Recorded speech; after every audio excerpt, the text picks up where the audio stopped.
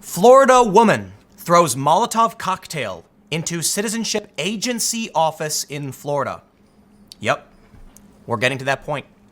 This may be, I think, the fifth ICE facility that's been attacked by overt act of terrorism.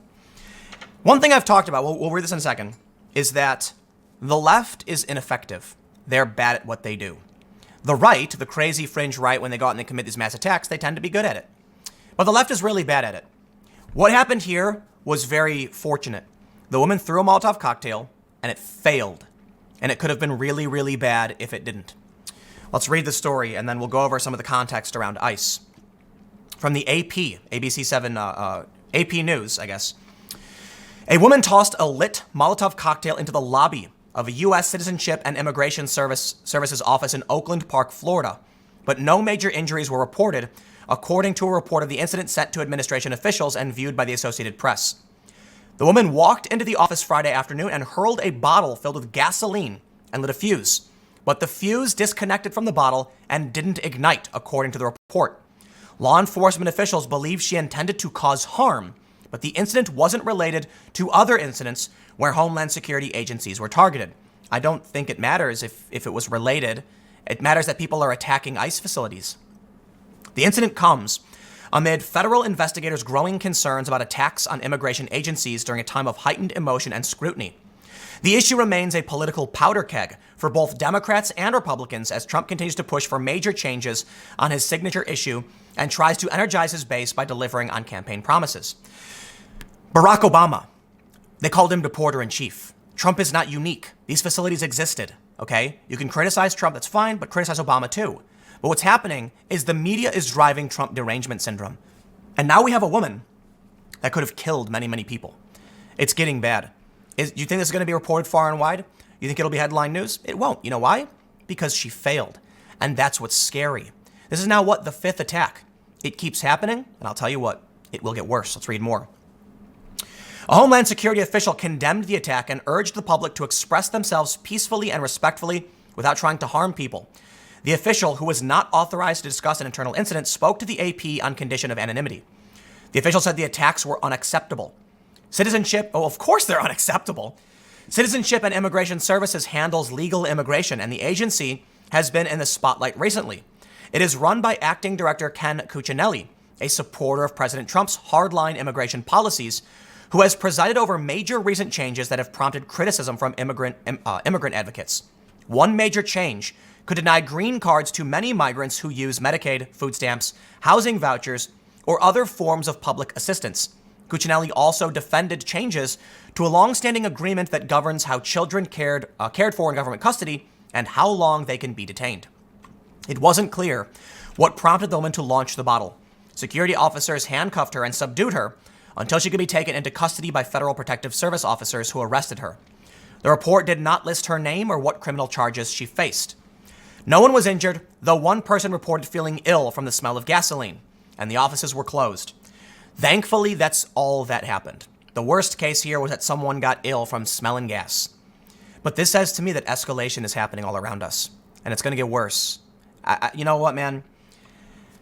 I said 2 years ago, we were going to start seeing this low-level insurgency, people popping up and getting violent. It's going to keep happening. This is now the fifth time, I believe fifth. They say about 2 weeks ago in San Antonio, at least one vehicle pulled up to a building that houses offices for U.S. Immigration and Customs Enforcement, and a gunman fired shots through a window. FBI officials said no one was injured. Another building used by ICE was also on fire. So here's the story from the American Spectator. This is from the 15th. A fourth ICE facility has been attacked. The dangerous consequences of political pandering. And they show a picture of Ocasio-Cortez. Let me say something. When Trump says boorish and offensive things, yeah, it's crass, it's crude, and you can criticize it. When Ocasio-Cortez says these are concentration camps, then you can expect violence to happen. It's called stochastic terrorism, and many people are guilty of it. You inflame people knowing the probability of a terror attack is really high. Well, if you go out and say there's concentration camps, if people start associating ICE with the SS and things like that, what do you think is going to happen? What we saw was a man in, I believe, Tacoma, show up with an AR-15 that he built. It was a ghost rifle, I believe, and firebombs. And he started shooting at the building and throwing firebombs, and he torched a car. He was killed. This is a terrifying and tragic incident. We then saw high-profile individuals like Sean King call for more. Well, Sean, congratulations. You are getting the more you asked for. And Twitter won't do anything about it. Twitter won't remove this guy. He is a dangerous zealot calling for violence, and now we have it. And Ocasio-Cortez, she's playing a role in this too. Now, admittedly, she's allowed to call them concentration camps. I think tact is required now. I think we have to be wary of how dangerous things are getting. But it seems like these people on the left don't care. The Republican Party has no problem excising the fringes of the far right. The Democratic Party is embracing and allying itself with fringes of the far left. Story after story praising Antifa, defending the violence. Sean King of The Intercept calling for overt acts of terror. And then it happens. Let's read a little bit of this story. Democrats' rhetoric on ICE has come under increasing scrutiny following attacks across the U.S. against facilities associated with the agency. And the latest, a Molotov cocktail. But that wasn't ICE. That was a general citizenship agency. The latest attack came early Tuesday morning when armed perpetrators shot at ICE offices in San Antonio, Texas, in what the FBI has described as a targeted attack.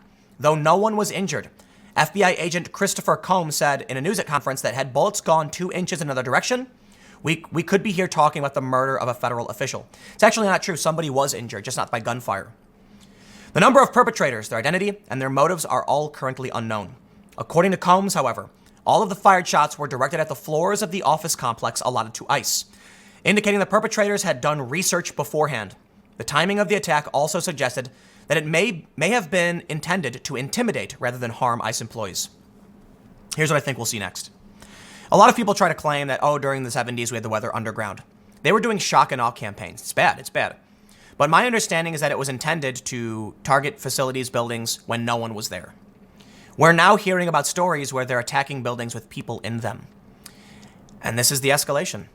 There was a guy who tried to blow up a statue, last year. He got convicted earlier this year, I believe. And now we have what may be the 5th attack on an immigration facility. So do you think this is the end of it? I think the escalation is staring us in the face. But I'll make a few points. I have talked about this in the past, but this is very prudent. It's very important.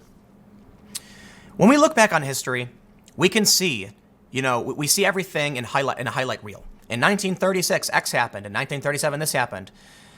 Not realizing that between these two major historical moments was a year. And we could be sitting in between this. For all we know, they report 50 to 100 years from now. Second American Civil War started in 2016. Started in 2013. Started during Occupy Wall Street. We have no idea. For all we know, they will report on this as though we're in the midst of the Civil War.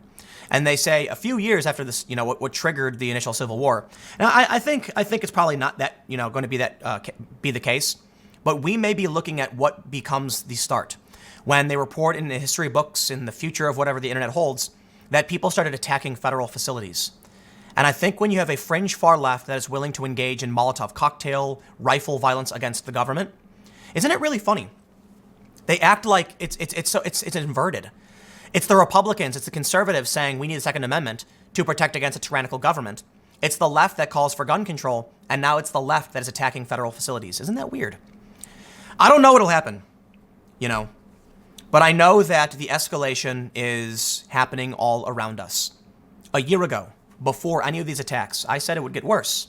Looking at the street violence, I said don't be surprised if you see insurgency. You see people popping up with guns and stuff like that. We started seeing the rise of right and left-wing militias, and now we're seeing federal agencies, then we saw the federal agencies called concentration camps. They're showing photos likening it to Nazi Germany, and then people started stepping up with guns and shooting. So I don't know what you can expect. I know that a lot of facilities and military facilities are on high alert. At least that's what's been reported to me, that security is being heavily increased. I know that after this, don't be surprised if security goes crazy at these facilities. And what can we expect? Cops on every corner, armed with rifles, metal detectors everywhere. That's how bad it's going to get. But all of it will lead to escalation. Because when the security forces come out to prevent this, the left will use it as propaganda. They'll say, see, the fascists, they're arming themselves. They're stepping up. It's a police state. They want the escalation. And this is how we get there. It's dominoes falling over, man. I don't think anything can stop it. But this is scary stuff. I do try to keep these segments short, so I'm not going to finish reading the second story, and I don't know. I don't know what else to say, but thanks for hanging out. Admittedly, this day was a little dry because I'm rushing, but stuff is getting scary, man. Hopefully our event will have been a smash hit, and we can talk about how things need to be toned down. Thanks for hanging out. Next video will be tomorrow at 10 a.m., podcast at 6:30, and I will see you all then.